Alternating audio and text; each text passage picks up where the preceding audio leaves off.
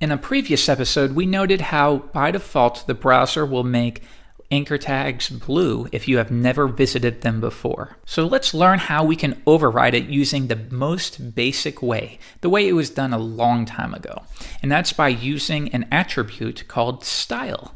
So just as we can have a href attribute or a target attribute for anchor tags specifically, we can also have style tags that will work on any of the elements that go within the body.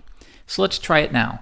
Style equals and then quotation. So notice it follows the exact same format. The name of the attribute is style and the value is what?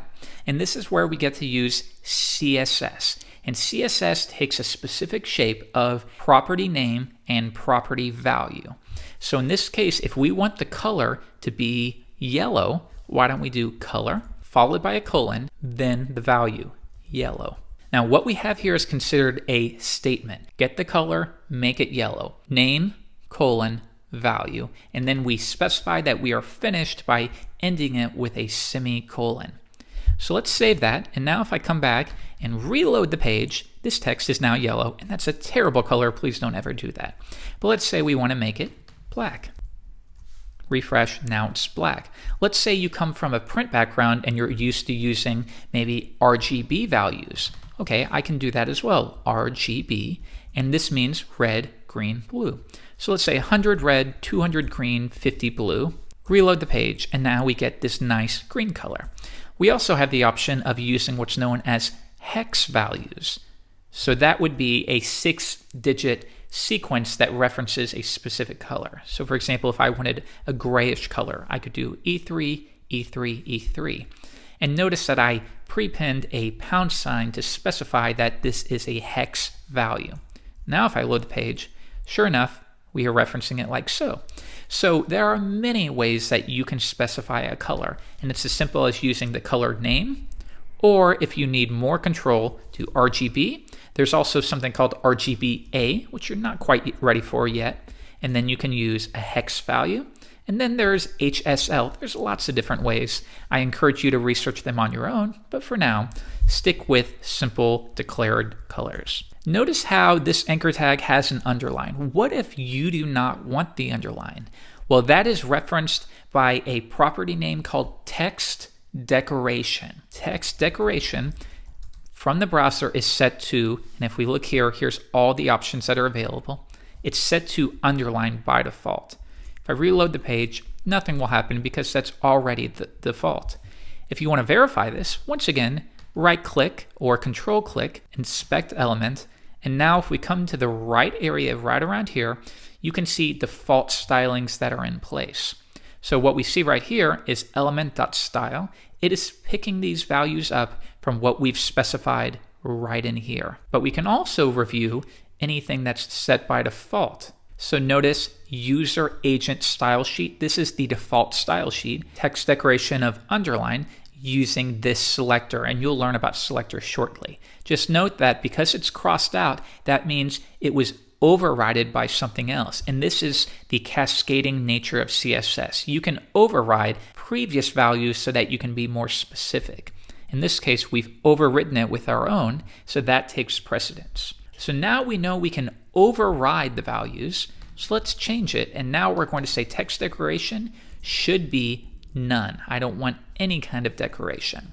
Now let's view it, and there's no underline. The first thing you may notice now, though, is very quickly, with two properties alone, our markup is starting to look really messy. And this gets away from the basic idea of using markup to describe our content. We're no longer just solely describing the content, we are styling the content as well. And there should be separation. There should always be separation. And that's why it's better to create a style sheet. We can create a style sheet by creating a new file, and we will give this a name of anything we want. I'll call it style. And to specify that it is a CSS file, it needs to end in an extension of not HTML, but CSS. Now, I will take everything we've declared here. I'm going to cut it, clean this up. And if I paste it in, let's see what happens with that alone. I'm going to come back, reload the page, and now it's no longer taking effect. And why? Well, we've created a new file, but how would the browser possibly know that we want to pull in the styling from this file? And it doesn't. We have to link to it. So would we link to it within the body? You could, but why would you? It's not going to be displayed on the page. It makes much more sense to link to your CSS files, maybe your JavaScripts, from the head. So we'll do that. We use a link element to link to a file. Now, we need to tell it what's the relationship to this file. It's a style sheet that we're linking to. Next, where is it? So we're going to use that familiar href property that we learned with anchor tags. The href is going to be style.css. It's in the same directory, so I can reference it simply like so. Now, there will never be text within the link, so we can self-close it the way we did with meta tags. Let's get rid of this and self-close it, or again, it's just okay to do it like so as well. Just be consistent. If I load the page once again, it's still not taking effect. Why is that? Well, let's view the source and figure this out. I'm going to view the source, and you can link to specific pages. So notice, even though I'm in the source, I can view the HTML page that we're not linking to correctly. So now let's see if we are picking up style.css. Click on it, and yes, it is pulling in that file. So for some reason, it's not picking that up. And the reason is, while we can use properties like this specifically within an anchor tag, we can only do so because it's implied what the styling is associated with. When you have style within here, it's implied that we're styling the anchor tag. Within a CSS file, we need to be a little more explicit. In this case, if I want to reference a tag name like anchor tags, I have to use a followed by a curly brace and then followed by a closing curly brace like so. And now I can take everything here, paste it in, and again, always indent for good practice. So now what we're saying here is find all anchor tags, any element that has a name of A. In this case, it's only referring to this right here. Then execute anything within the surrounding curly braces. And here we're going to get the color, make it red, text decoration, no underline.